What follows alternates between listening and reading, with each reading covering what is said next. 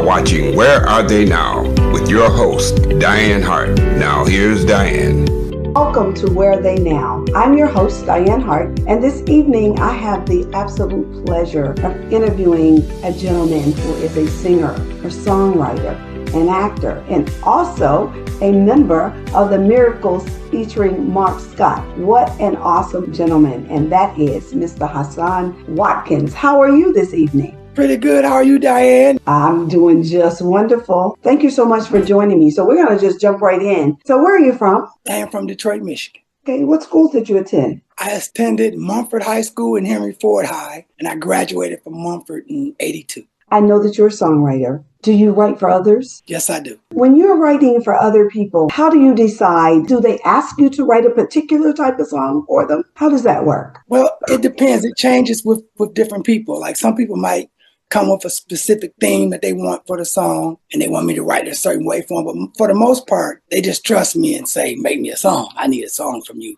You're a good writer, and I trust you. Make me a song. So then at that point, all I have to do is keep listening to their voice to realize their strengths and their limitations. Wow. I often wonder how people write for other people. How many songs do you have in your catalog? Probably over 50 songs. I've recorded music with like 3 different groups. A lot of songs in my catalog right now. So let's talk a little bit about how you got started. How old were you when you started singing? I actually started off as a dancer. I was in a program called Festival of Performing Arts with Miss Kim Weston. And everybody knows who she is. She may lift her voice and sing. She started a program here in Detroit. It was like Fame, like you watched on TV, but it was real life Fame. This stuff we watched on TV was cool, but this was real life Fame. And there were like 600 acts, and we competed against each other every week. They would whittle it down to the 300 acts, then they would whittle down to the last 20 or 30 acts. And we would perform all over the city in contests with each other. And we got paid during this program, a summer program. We were paid to perform, and we were getting taught by some of the best in the business. We had people in theater, we had people in singing and dancing and artwork and poetry and all the arts. These were people in the business at that time that knew Kim. And they schooled us and honed us, and I was actually just a dancer first. Friends would be singing, and the girls would be just screaming and falling all over them. Like if they would just hit a note, the crowd would just fall apart. And every time I was out there, I was working my butt off, dancing, sweating, flipping, trying everything. I mean, and I would get some screams and hollers, but it wasn't like my friends. As soon as they grabbed the mic, people just fall out. So I said, I want that.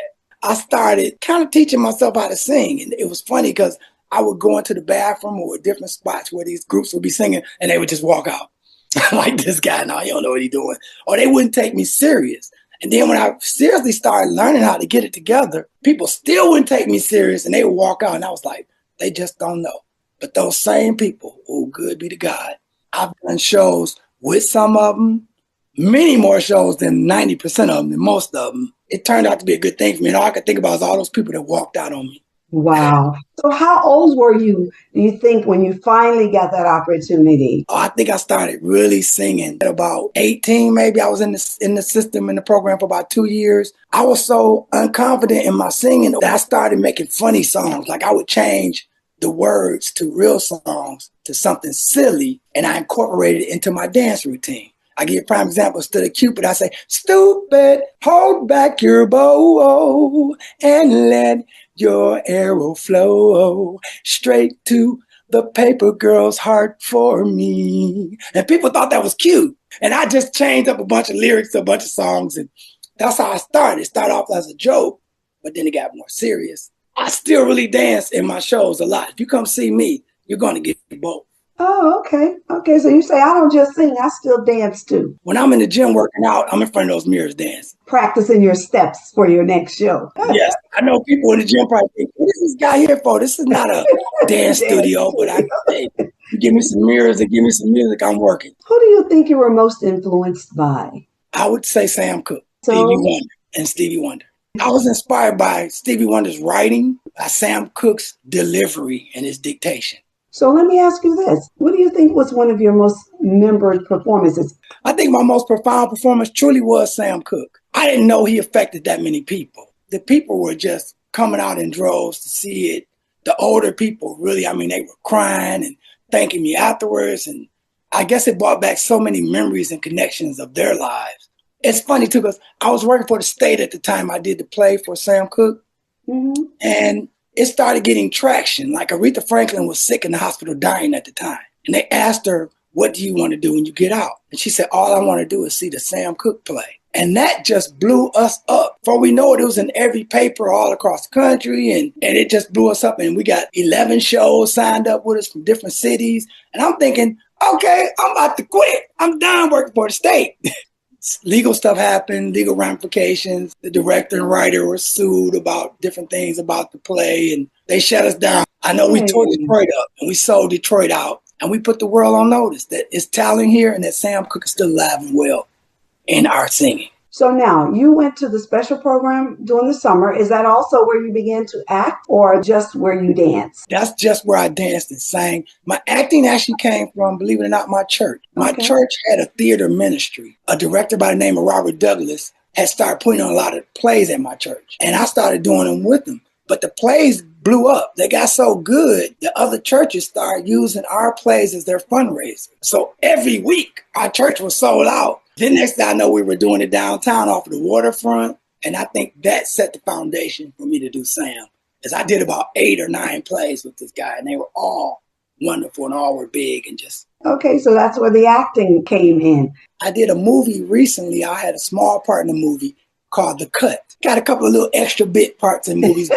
I'm just trying to work it out, baby. I'm trying to work it out. I know that's right, and I'm not mad at you. So we're going to take a break, and we're going to listen to Weatherman. And then when we come back, we're going to talk a little bit about what inspired that song on the other side. I'm your weatherman.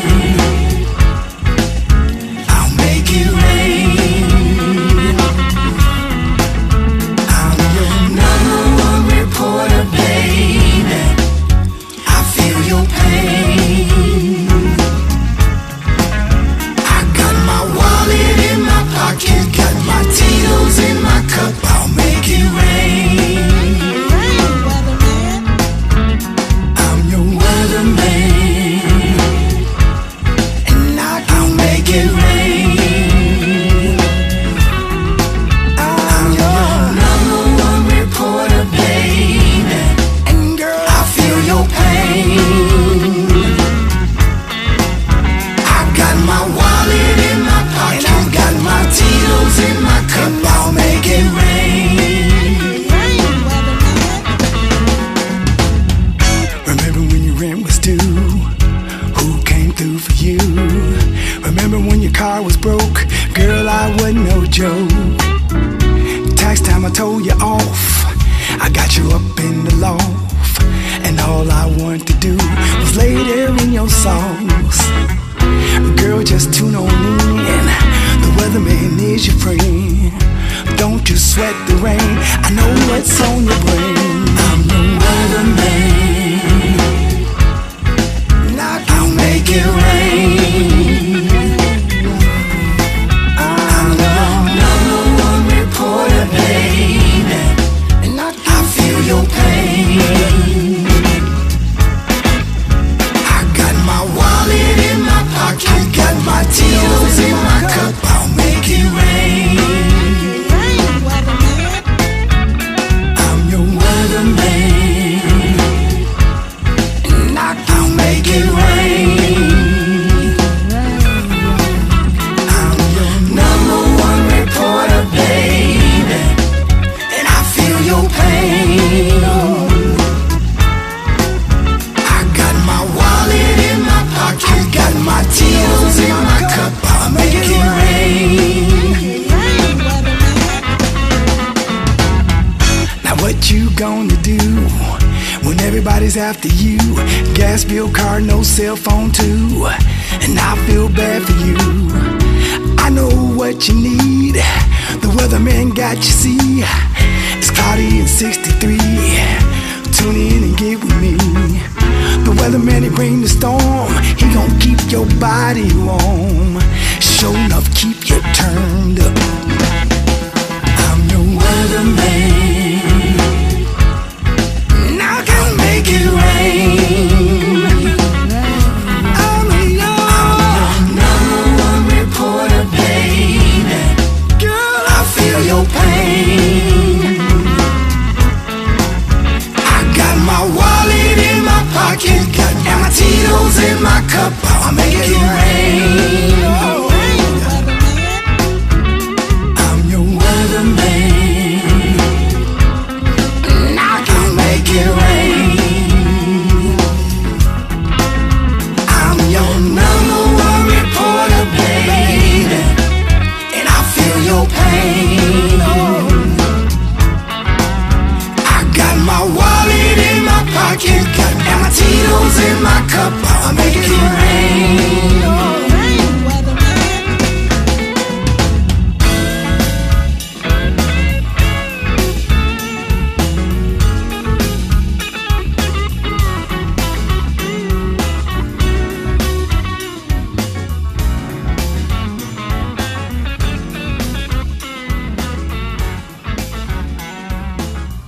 Welcome back to Where Are They Now? I am your host, Dianne Hart, and this evening I have the awesome pleasure of interviewing Mr. Hassan Watkins. That's a bad jam, Weatherman. What inspired that song? I sing all genres of music, a little jazz, a little country, soft rock, R&B, but I never done the blues. I did a show at Motor City Soundboard. I opened up for the Dramatic, doing my own original music. Nobody else stuff, not covers, not the Miracles, my own stuff. And in doing that, I had a song in there called Johnny Taylor, These Last $2. Well, that song blew the crowd away. I mean, they were just all in, singing with me. Everybody loved it. When I got through, everybody kept telling me, you need to do the blues. That's your niche. You need to do the blues. And I heard this from so many people. But I said, you know what? That's what they want. I'm going to give it to them. So I said, I made this big old announcement. Like I had always wanted to do a gospel album. I never had really time or focus to do it. And now this blues thing was on my forefront. So I said, I made a big announcement. I said, you know what, people?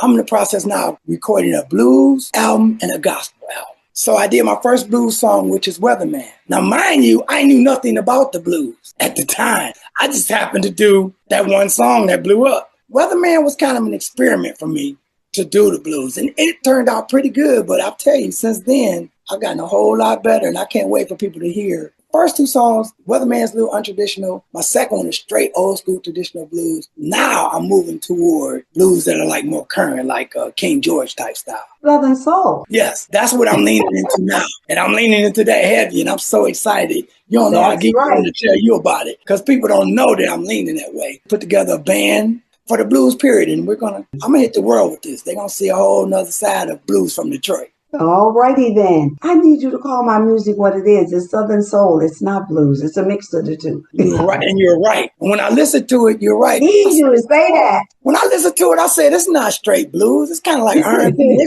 blues, which is Southern soul. There you go. There you go. So let me ask you, are you currently performing somewhere here in Detroit, or are you performing somewhere anywhere right now?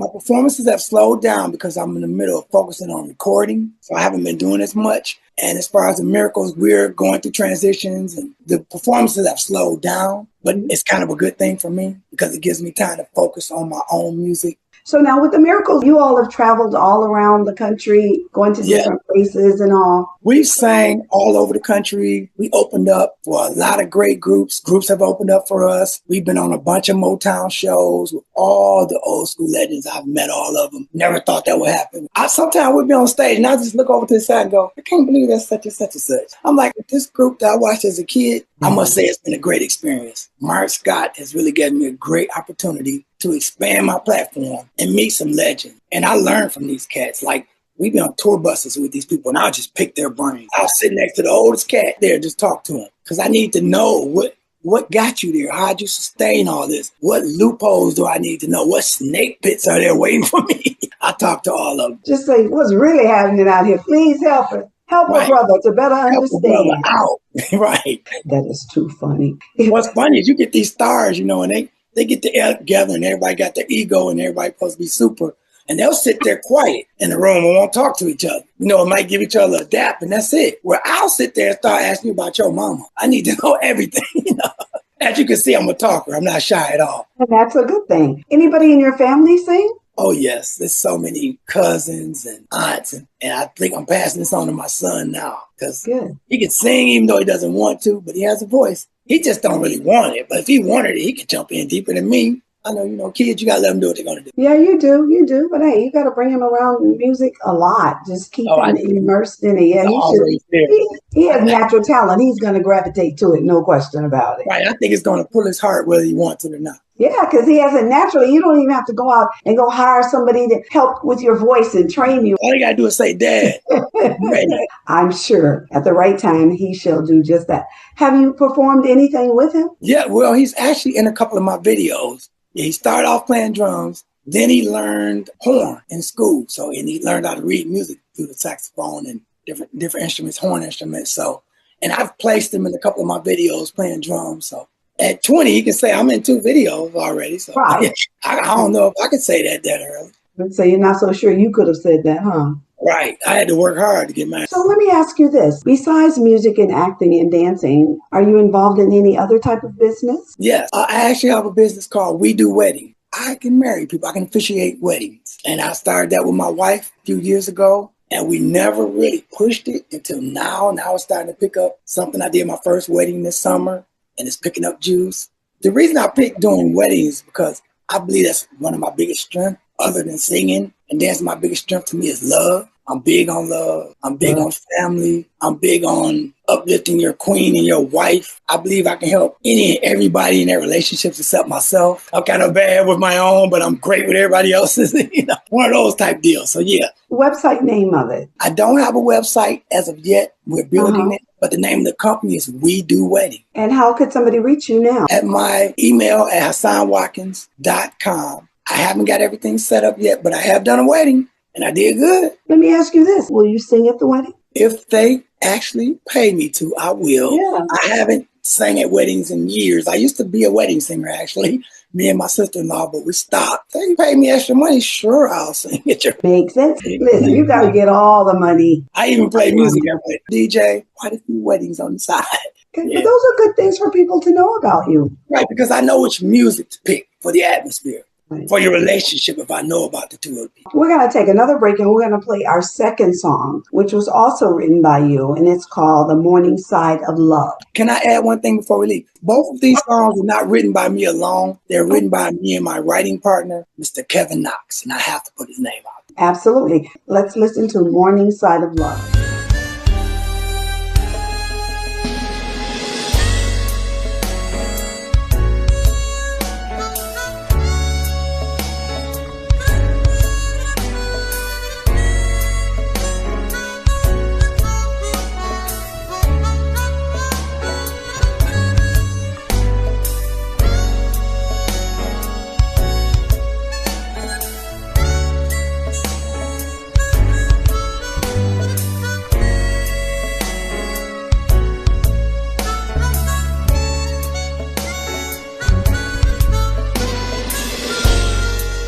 There you are, looking perfect.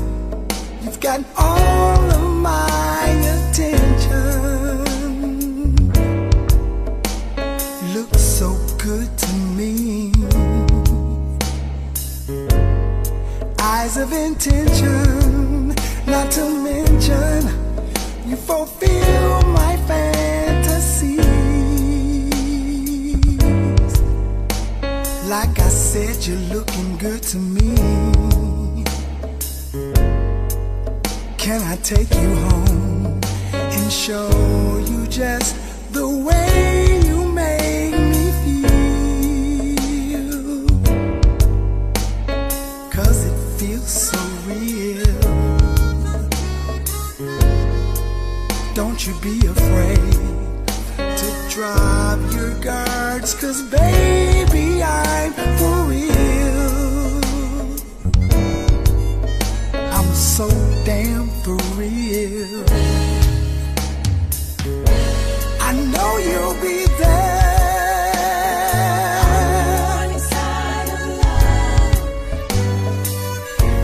I know you'll be there.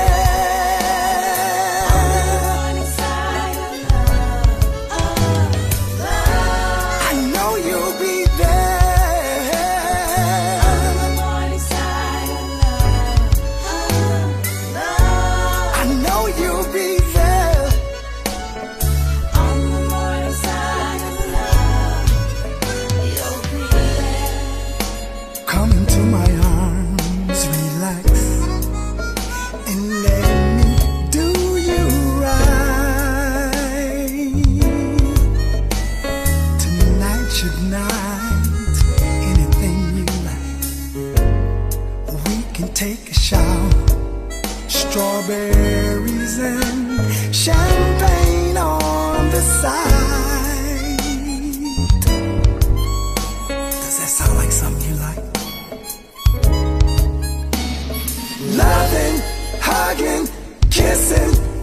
I'm putting the full press on you, baby. I'm giving you all that you've been missing. I'm gonna take you to the house tonight. I said my intentions, not to mention, was to fulfill my fantasies. Lying here, you're looking good to me.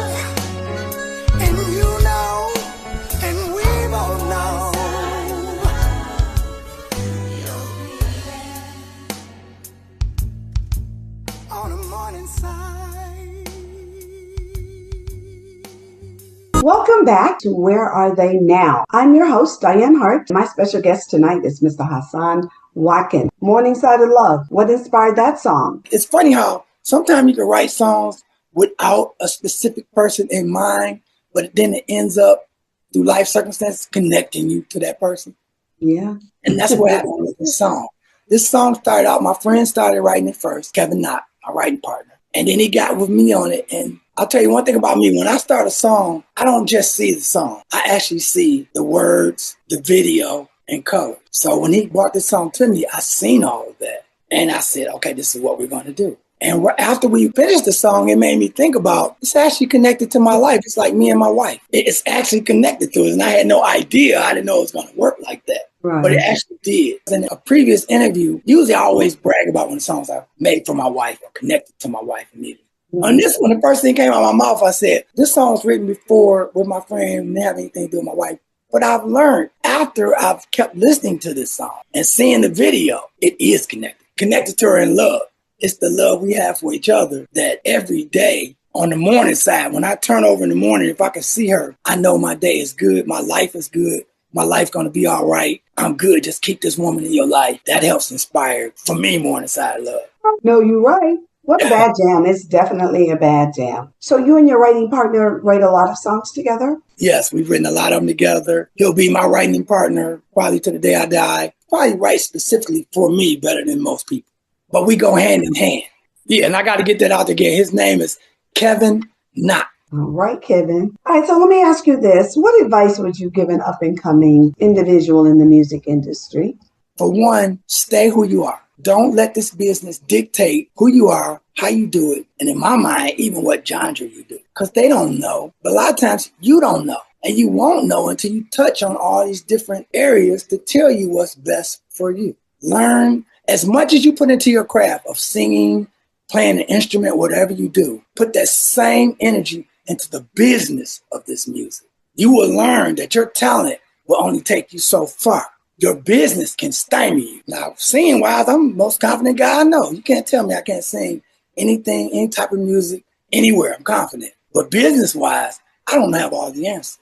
I don't know all the loopholes. There are tiny things in the contract that would trip me up. And I've been beaten by these things before. So I would tell anybody, if you can do it, get a lawyer before you sign anything. I don't care how small the contract may be or how much you trust the person. Get somebody with legal eyes to look at that document for you, because there could be one word in there that could change your whole everything. And I learned that the hard way, and I always stress that to people.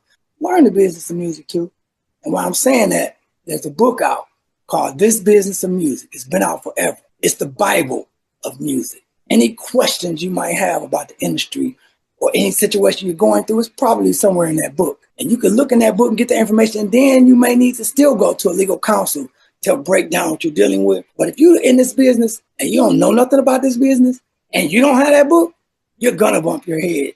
You're going to get lost. You're going to sign the wrong contract. Those things I would say to everybody. Please do that. And trust in yourself. Don't give up. It's funny how we want things in our time, but things happen in its own time. This business will beat you up, chew you out, spit you out, and now you're doing something else. So much stuff that a new artist has to know and learn. I went to a few schools, a few high schools on career day, and I speak on these type of things. I speak on mental health because I worked in the mental health industry for 33 years. So I speak on that, and I speak on business and music and music. And I've been to some of these schools, and you'd be surprised. The kids would follow me class to class to absorb this information. So I share it freely all the time, every chance I get. That's why I'm loving talking to you about it right now. And hopefully someone, the right new artist, will see this and maybe change his priority. All those hours you spend on that keyboard or writing, you better spend some time in that book learning about this business, because they're waiting to chew you up with 2 words in that contract. Well, thank you. I greatly appreciate it. I'm sure that message will resonate with some of these young people. Let's just hope they will follow the advice that you've given them. So let me ask you this. What has kept you in this space? As life continues to change in the industry, surely has made a change. What keeps you here? I would say my passion and love for music. If you're in this business for money, you ain't gonna last long, because the money is not consistent. I may have some months where we're working a lot and I'm getting paid, making good money. But then you'll have some months and times where nothing's happening. No one's calling, no bite, and you can't just jump out at that point. So you got to have something that's sustaining you. To me, making a song is like having a child. And I can't live or make it another day until I'm pushing forward on this baby. This baby has to be birthed, it has to be born, it has to be taken care of and nurtured the right way. So that's how I am about my approach on every song. That pushes me to do it right. Most songs that I do, most of them are about love. And somehow, some way, it connects back to her, because my love for her and her love for me feeds just about everything I do. Talk about it all the time. And I don't care. You don't care if they get tired. Maybe they can find somebody that they can share the same type of love with. Be happy. Yeah, I fully agree. What social media platforms can our listeners find you on? Facebook, Instagram, Spotify, Amazon, CD Baby. I mean, every digital platform it is, you should be able to find my music. I have a lot of videos on YouTube. You can go to my page, Hassan Watkins, on Facebook, and I have a lot of things posted, and people share a lot of my music, so it's kind of all over the place. You wouldn't have a problem finding my music. Only thing I would say is you can look it up under so many different titles. Like, you can find my music under Hassan, because at first I was releasing my stuff under just Hassan, but then I bumped into a bunch of legal issues with that, and I had to put my last name on it. So now you can find my stuff under Hassan Watkins. So you may find some under just Hassan. You may find some under Hassan Watkins. I also have recorded with numerous groups, like one group, for example, Camaro Brothers, and we have our own page. You can find our music. We did 2 albums and 2 or 3 singles. So we have about probably 20 songs out there that you can find on us. I was in a group called Members of the House, where I did a lot of house music, and we performed for years. For 11 years, we had about 7 hits out. We had major distribution from Sony. So you can find our stuff out there, Members of the House. That's the name of it. We toured over in London and everywhere. We were all over the world. We did everything. So I do want to put that out there.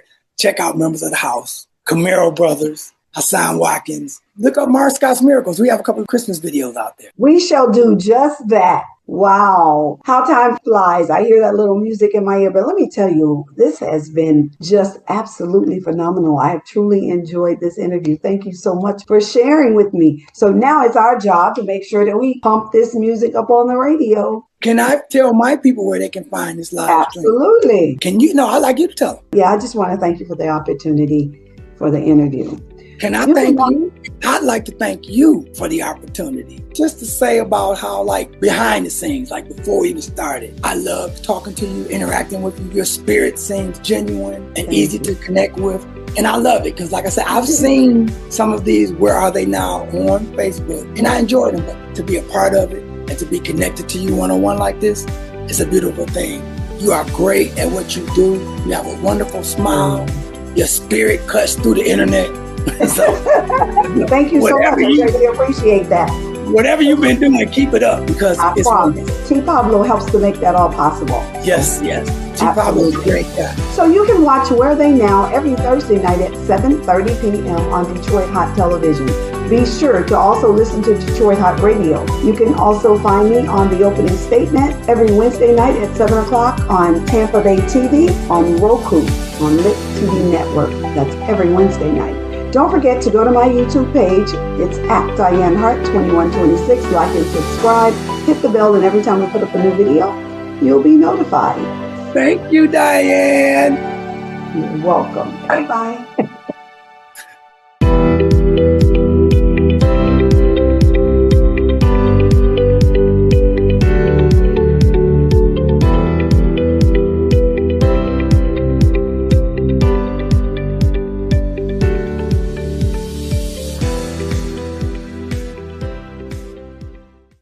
Detroit Hot Television, on the cutting edge of urban internet TV. Hi, this is Dianne Hart. Be sure to catch my shows as we interview politicians and special guests on Wednesdays at 7 p.m. on The Opening Statement, the Lit TV network on Roku. Also, watch Where Are They Now as I interview entertainers of yesterday and today at 7:30 p.m. Detroit Hot TV